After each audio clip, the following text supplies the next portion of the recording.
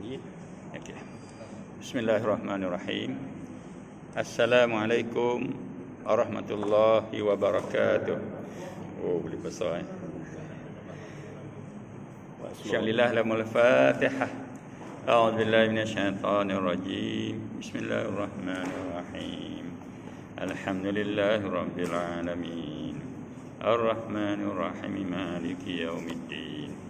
Iyyaka na'budu wa iyyaka nasta'in.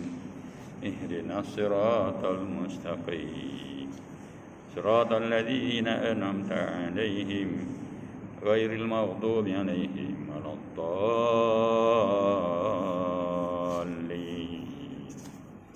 Amin. Innal hamdalillah nahmaduhu wa nasta'inuhu wa nastaghfiruh. Wa na'udzu billahi min syururi anfusina wa min sayyiati a'malina. Man yahdihillahu fala mudilla lahu wa man yudlilhu fala hadiya lahu. Allahumma salli wa sallim ala hadzal nabiyil karim sayyidina maulana Muhammad wa ala alihi wa ashabihi ajma'in. Qala rabbi israh li sadri wa yassir amri wahlul 'uqdatam min lisani yafqahu qawli. Subhanaka la ilma lana illa ma 'allamtana innaka antal alimul hakim. Wa la haula wa la quwwata illa billahil azim. Amma ba'd. Hadir wa musi imam, seluruh ahli jamaah masjid serta sidang jemaah yang dirahmati Allah sekalian. Alhamdulillah. Pertama dan selamanya kita bersyukur kepada Allah Subhanahu Wa Taala dengan limpah kurnianya malam ni dapat kita bersama-sama tunaikan solat maghrib berjemaah, dan ruang yang ada kita isi dengan bincang tajuk daripada kitab Fiqh Al-Haraki, memahami perjuangan Rasulullah sallallahu alaihi wasallam. Fiqh Al-Harakah dari sirah An-Nabawiyah, mana memahami perjuangan daripada sirah Rasulullah sallallahu alaihi wasallam. Baik, hidup ni adalah perjuangan. Hidup adalah pengorbanan. Kita berkorban, kita berjuang semata-mata nak dapat redha Allah. Jadi hidup kita perlu ada panduan, perlu ada contoh, tentulah daripada Rasulullah sallallahu alaihi wasallam sebagai ikutan kita, sebagai panduan kita sampailah kita dimatikan oleh Allah Subhanahu wa taala. Di mana Allah berfirman, laqad kana lakum fi rasulillahi uswatun hasanah liman kana yarjullaha wal yawmal akhir wa dzakarallaha katsira. Sadaqallahul azim. Sungguhnya pada diri Rasulullah SAW itu adalah sebab baik, suri teladan bagi kamu untuk diikuti, yakni bagi orang-orang yang mengharapkan keredaan Allah dan kemuliaan hidup di akhirat, dan orang yang banyak ingat kepada Allah. Jadi mudah-mudahlah kita yang baca kitab ni, yang dengar pengajian ini, mudah-mudahan kita di sana ada hidayah, ada barakah, ada bimbingan daripada Allah Subhanahu Wa Taala untuk kita dapat pacu hidup kita ke jalan yang al-mustaqim. Siratal ladzina an'amta 'alaihim, jalan yang Engkau bagi nikmat kepada mereka itu, minan nabiyyin wasiddiqin wasyuhada'i wassalihin. Kita nak jadi orang-orang yang mendapat hidayah, mendapat bimbingan Allah, jalan yang lurus, nak ikut nabi-nabi, nak ikut para siddiqin, nak ikut para syuhada dan juga orang yang soleh-soleh. Jadi malam ni kita sambunglah, lama dah kita tak ada kelas ni. Sayalah macam-macam dengan kuarantin lah, dengan musim ni. Balik kampung lah, ada macam-macam. Jadi dapatlah berjumpa hari ni. Hari ni 27 Januari 22. Dulu kita berhenti 21, setahun tak datang. Ni bulan Islam 25 Jamadil Akhir, pun dah sama juga ya. Kita semakin lama semakin dekat dengan kematian kita. Marilah kita, saya dan tuan-tuan semua bersedialah untuk tambah bekalan. Tambah bekalan. Ya Allah kata, wa tazawwadu fa inna khairaz zadi taqwa. Kita semua akan mati. Tadi sahabat saya, dia peguam syar'i, Cik Syukri, di sebuah rumah betul 8 tu, meninggal kat pejabat dia, jatuh, mudah je mati, tak dengan sakit. Satu lah tengah hari tadi meninggal. Dia orang Kedah, dulu sama Samudera. Ni maknanya kematian, setiap hari kematian, setiap hari kelahiran, setiap hari ada perjuangan, setiap hari ada pengorbanan. Jadi di mana kita kena tepuk dada dan tanya iman kita. Mudah-mudahan kita sentiasa bersedia untuk ke sana. Yang kita terkejut sampai masa kita pergi, sampai masa kita tak sempat nak buat apa. Inilah kita ada di masjid ini, kita ada dalam majlis-majlis yang baik, di mana ini semua sebagai obat pada hati kita. Baca Quran dengan tadabbur, obat hati.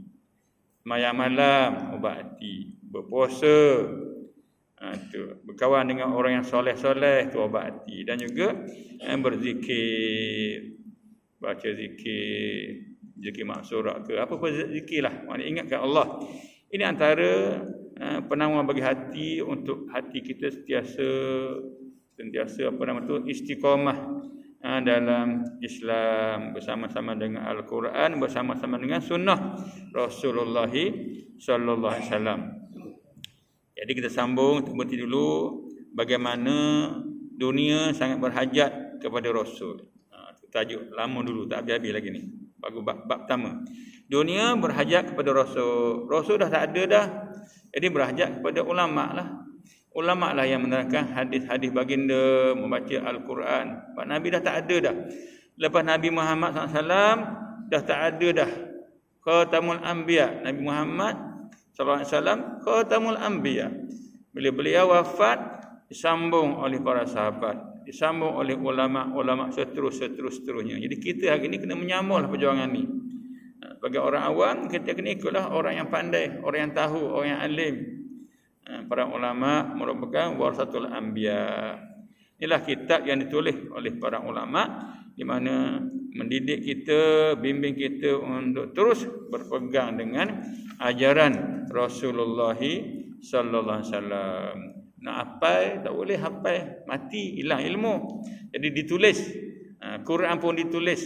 Itulah kehebatan jadi penulis, juru tulis, jadi pengarang. Ni. Kita kadang baca pun malas, apa nak mengarang. Buku pun tak tulis, baca buku pun tidak. Ni kita. Kalau tak tulis buku, mari kita baca buku. Baca Quran, baca buku hadis, baca buku sirah. Mudah-mudahan kerana ada peringatan. Bila kita baca tu bab Nabi suruh kita belajar. Allah suruh kita baca, Iqra, baca. Jadi baca ni satu perintah Allah. Belajar perintah Nabi. Jadi bila ikut ni dapat pahala. Di mana kita manusia hari ini sangat perlu kepada Rasul untuk kita hidup dalam dunia yang penuh pancaroba dengan fitnah hari ini. Dunia penuh dengan fitnah. Nabi pernah menyebut, badiru bil a'mal titanan kakita'i al-lailil muzlim yusbihur rajulu mu'minan wa yumsi kafiran aw yumsi mu'minan wa yusbihu kafiran yabi'u dinahu bi'aradin minad dunya atau kama qala rawahul Bukhari. Nabi kata badiru bil a'mal fitanan, segeralah beramal. Orang Kelantan kata hungga. Segera hungga. Segera beramal sebelum datangnya fitnah. Fitnah ni ujian, macam-macam ujian. Seperti malam yang gelap gulita. Fitnah datang dan keadaan yang macam tak boleh kenal. Syirik atau fitnah yang besar lah. Syirik, penyelewengan akidah, faham baru, ideologi baru, liberal, LGBT ni geng-geng semua yang disebut sebagai fitnah. salah guna kuasa, fitnah, khianat, fitnah, zalim, fitnah. Betul Nabi kata, segera badiru bil a'mali fitanan ka qita'il lailil muzlim. Segeralah beramal belum datangnya fitnah seperti malam yang gelap gelita di pagi hari seorang lelaki beriman, lalu kafir di petang hari. Di petang hari beriman, di petang hari di kafir pula. Dia menjual agamanya dengan kenikmatan dunia, dengan harga yang murah. Ni punca dia kerana dunia, fitnah dunia. Sebab tu kita baca kan doa belum kita bagi salam tu, Allahumma inni a'udzubika min azabil qabri wa min azabin nar wa min fitnatil mahya wal mamat.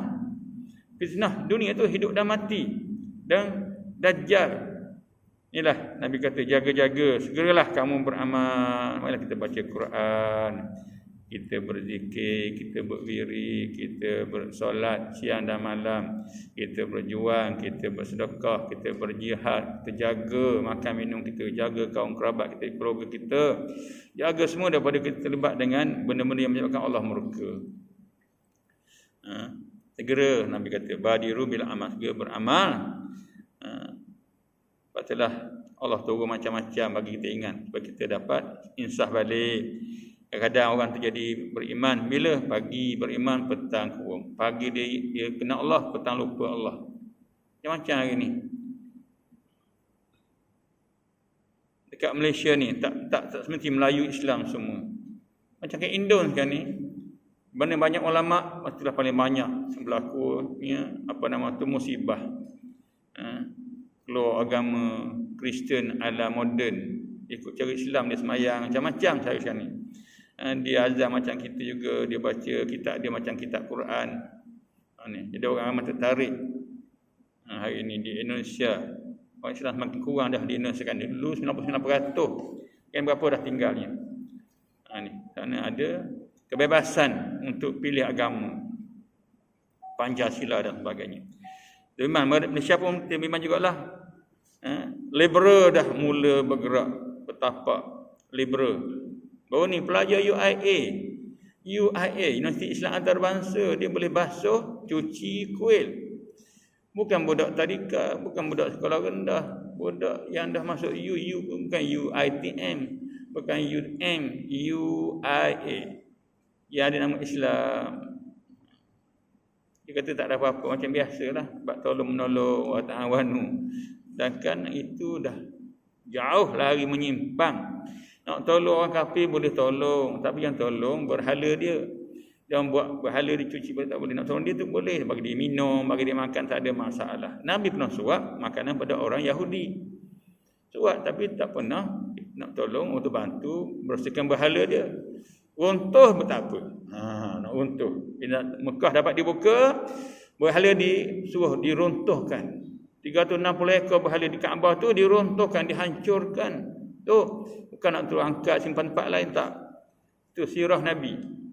Jadi maknanya kita bukan bermusuh tanpa sebab. Kita boleh berkawan dan kita boleh bermusuh. Ada sebab-sebab. Ada boleh benda yang halal, ada benda yang haram. Ada benda yang memang hak, tak boleh nak buat dah. Contoh bersalaman, contoh. Tak boleh nak bersalam dengan orang perempuan lelaki, tak boleh. Macam itulah. Ada hak dia. Itulah sebut tadi. Tapi hari ni dah ada liberal. Maknanya pagi dia boleh beriman, petang boleh masuk ideologi baru. Liberal lah. Liberal ikut fatwa kebangsaan ialah sesat dan menyeleweng. Plural pun sama. Mana semua agama sama plural. Betul, hari ni baru ni ada sambutan Hari Agama Sedunia. Hari Agama Sedunia sambut sekali. Kristian, Buddha, Hindu, Islam tu sambut sekali. Mana ada boleh sambut sekali. Lakum dinukum waliyadin. Bagimu agamamu, bagi aku agama aku. Tak boleh bercampur dalam bab agama. Dalam bab bermasyarakat boleh. Buat jual beli boleh. Saya bab nak beragama, lakum dinukum wali, kena ada faham. Kita kena faham begitu. Ini pernah berlaku zaman Nabi. Dia kata, wahai Muhammad, aku boleh sembah Tuhan kamu setahun, Kemudian engkau tembus peluang aku setahun lepas tu. Gile-gile. Tu. Mana boleh? Tak boleh. Tak boleh berpadu dalam agama. Inilah Nabi sebut. Hati-hati, paginya boleh jadi kafir, petang jadi Islam balik. Islam jadi kafir. Dia boleh betul-tukar. Sebab apa? Punca dia, Nabi kata, yabi'u dinahu bi'aradin minad dunia. Kerana pentingkan dunia, kerana duit, kerana pangkat, kerana pengaruh, mereka sanggup tinggalkan cahaya, tinggalkan agama, dan terima cara hidup yang lain daripada apa yang diajari oleh agama. Walaupun dia tak tukar nama, walaupun dia tukar semua, walaupun dia masih semayang, tapi dia dah jual agama dengan harga yang murah. Rosak akidahnya. Itulah yang kita dibentuk oleh Nabi. Nabi sentiasa bimbing kita untuk sentiasa jadi orang yang baik-baik. Tidak macam Nabi cerita ni, orang dulu-dulu ni. Mereka ini ada Tuhan mereka. Al-Lata, Al-Uzza. Ni. Dia sebut sini. Ada juga kalangan mereka yang hidup semasa kedatangan Islam tapi tidak mahu memeluk Islam. Zaman Nabi dulu. Ada hidup zaman Nabi tapi tak mahu memeluk Islam. Jumpa Nabi, kenal Nabi. Bukan orang lain. Anak beranak Nabi belaka. Ada juga kalangan mereka yang dipuji oleh Nabi, dipuji oleh Rasulullah SAW dan dijamin masuk syurga. Itu contohnya Warqah bin Naufal. Warqah bin Naufal ni dia orang ahli kitab lama, orang lama. Dia mati belum Nabi jadi rasul lagi. Dia kata, kalau aku hidup aku akan tolong kamu. Nabi dah balik daripada Gua Hira. Nabi nampak Jibril dalam bentuk yang asal. Bentuk asal yang sangat menakutkan. Betul orang kata malaikat ni rupa dia huduh. Syaitan rupa dia cantik. Betul ramai ikut syaitan. Iblis cantik, ramai ikut dia. Nabi pengsan. Lepas tu Jibril menjelma jadi lelaki biasa saja. Balik dosa selimut dan pergi jumpa Warqah bin Naufal ni. Khadijah pergi jumpa Warqah bin Naufal, beritahu tentang apa berlaku Nabi. Dia kata jangan bimbang. Jangan bimbang. Yang datang tu ialah Jibril, datang untuk bawa wahyu. Muhammad ni seorang Nabi. Ni. Kalau kepanjang umur akan bersama-sama dengan. Itulah Nabi kata Warqah ni dia dijamin syurga oleh Allah. Dia tetap beriman kepada Allah. Cuma tak sempat untuk ikut syariat Nabi kita Muhammad sallallahu alaihi wasallam. Ikut syariat dululah. Ni. Ada itu yang ada setengah yang beriman, ada yang menentang. Negara Rom, sama ada Rom Timur atau Rom Barat, itu zaman Nabi lah. Begitu juga sejajahan takluknya seperti Syam dan Mesir. Pada mulanya penduduk di sana menganut agama Nasrani. Ini agama lama juga, Nasrani, agama langit asalnya. Yakni berasal daripada agama tauhid. Agama Allah juga yang Allah bagi melalui Nabi Isa alaihissalam. Isa anak Maryam, Isa ibnu Maryam. Isa ini tak ada bapa. Namun begitu penganut-penganutnya telah meminda. Ni bahaya ni. Pinda tadilah yang macam Nabi buat tadi. Fitnah. Dah lama dah orang duk pindah agama ni. Hari ni orang duk nak ikut balik ni. Nak jadi liberal, nak jadi tak pentingkan agama, penting hanya pada akal, pada otak saja. Lepas agama tak nak ikut. Contoh yang berlaku.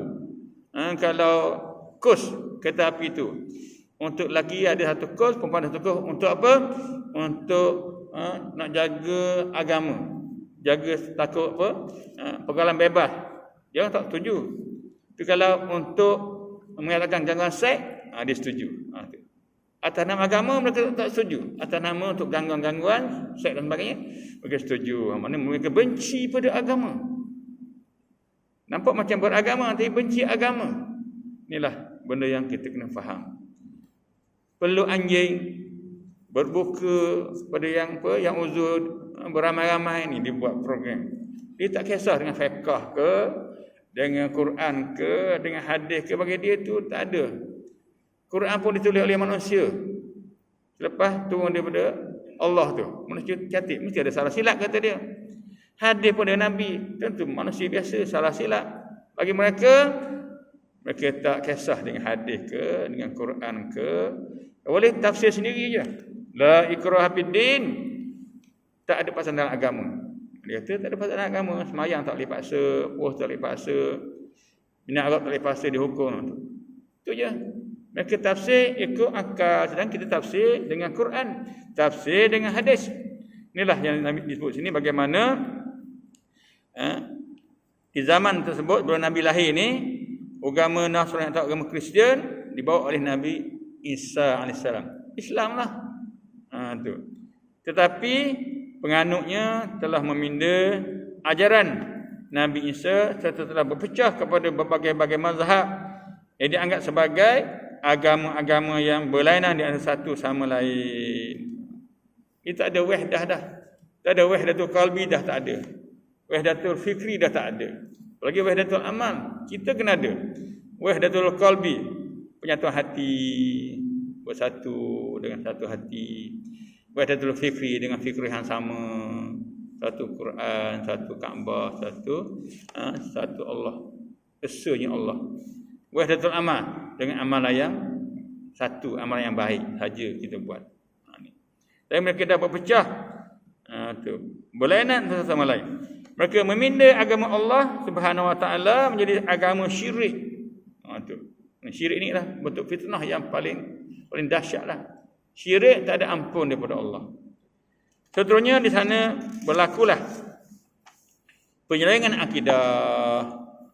Itu yang bahaya. Kalau penyelewengan dari segi apa nama tu, segi akhlak, okey lagi akhlak. Dedah aurat, itu akhlak baru. Tapi ini akidah. Kemudian diikuti pula dengan penyelewengan akhlak. Bila akidah rosak, habislah lepas tu satu-satu. Politik, bahkan segala aspek hidup yang lain. Mungkin daripada akidah, dia berjangkit-jangkit. Lepas tu jaga dah akidah kita. Lepas tu suruh kita, jadidu imanakum bila ilaha illallah. Renewlah, perbaharuilah iman kamu dengan menyebut la ilaha illallah. Nabi kata. Jadi berlakulah penyelewengan akhlak. Itulah mula-mula bergaul bebas dulu. Lepas tu timbul pula satu ideologi demi untuk hak asasi manusia. Laki boleh kahwin dengan laki, perempuan boleh kahwin dengan perempuan. Itu timbul dah. Inilah benda-benda yang bukan senang kita nak hadapi, apalagi bila kita tidak ada kekuatan. Apalagi mereka ni ada dalang dia daripada antarabangsa. Ada pertubuhan antarabangsa. Apa yang berlaku pada dia akan repot kepada dia punya ketua dia. Inilah kisahnya. Jadi kita juga kena ada kesatuan, ada jamaah yang kuat untuk kita menentang mereka ini. Jadi rosaknya akhlak, rosaknya politik, bahkan segala aspek hidup yang lain rosak habis. Kenapa dia? Kerana dunia tadi. Nak pangkat, nak harta, nak kaya, nak nama, nak macam-macam. Sedangkan apalah guna kaya kalau tak boleh makan? Makan pun tak boleh dah. Doktor kata hanya boleh makan apa? Kulit roti je. Tepung tak boleh makan, nasi tak boleh makan, nak makan apa? Duit bermilion, bertrilion. Pangkat, rumah, kenderaan tak naik pun. Nanti naik kereta jenazah aja. Tu. Lepas itulah jangan jadi korun moden. Korun dah ditunjuk oleh Allah bagaimana dia punya sejarah dia dan akibat dia. Duit banyak, apa nak buat? Mati. Kalau duit banyak, sedekah sana, sedekah sini, buat masjid, buat sekolah, buat pondok, beli kenderaan, wakafkan. Kalau itu okey, macam sahabat Nabi. Duit banyak dia mati. Mana duit tu pergi? Tak ada guna pun. Marilah kita hari ni, kita banyak tabung, kita banyak orang-orang yang perlu kepada duit untuk bina sesuatu, untuk tampung kehidupan dia. Ini semua bekalan untuk akhirat kita. Walaupun bukan suruh derma banyak, RM1. RM1 satu waktu. Maghrib RM1, RM5 contohnya. Bayangkan kalau kita dapat amalkan sepanjang hayat kita, ada banyak perubahan dalam hidup kita. Tapi kena ikhlas lah, inilah. Tapi kalau duit banyak, nak duit saja semata-mata, itulah Allah, Nabi kata dia, fitnah dunia. Dia sanggup buat apa saja, halal atau haram tak kisah. Rasuah ke, tipu ke, judi ke, curi ke, rompak ke, tak kisah. Waktu masjid hari ni, pasal cari CCTV, beli tong yang berat besar untuk tak orang ambil semacam tu kat Madah 3 tong hilang satu malam. CCTV ada, diputar TV, lain pergi, ditutup api, dia ambil pun macam-macam dia ambil tu. Nampak muka Melayu dekat mana tu, dia mandi kat bilik mayat bilik jenazah, habis satu Malaysia, habis pening. Nak hukum tak boleh, tak ada undang-undang. Inilah cerita dia. Itulah hidup ni penuh dengan ujian fitnah. Duit orang ramai, bukan duit Tok Imam, bukan duit duit orang ramai, duit derma. Macam mana dia nak minta ampun, minta maaf tu? Orang Hindu tak curi kuih duit kat kuih rasanya. Tapi orang Islam ni curi duit kat masjid ni. Ni mungkin dia jenis apa, minat duit masjid, berkat rasanya. Itulah, dia bimbang kok kena kat anak-anak kita. Dia bukan susah pun kan tu. Dia jadi hobi. Saya nampak benda, dia nak. Itulah, didikan. Sebab kadang-kadang hari ni, masa belajar, sibuk dengan belajar. Kalau rendah belajar, sibuk dengan buku sebagainya. Kalau menengah, sibuk belajar lagi. Masuk U, sibuk dengan U, belajar. Dapat kerja, sibuk dengan kerja, cari duit, cari kerjaya, nak bina keluarga, sibuk. Tak sempat nak mengaji, sempat nak belajar. Pencen sibuk lagi, tak sempat nak mengaji juga. Sibuk dengan macam-macam. Cucu pula dengan macam-macam. Bila nak kenal Tuhan,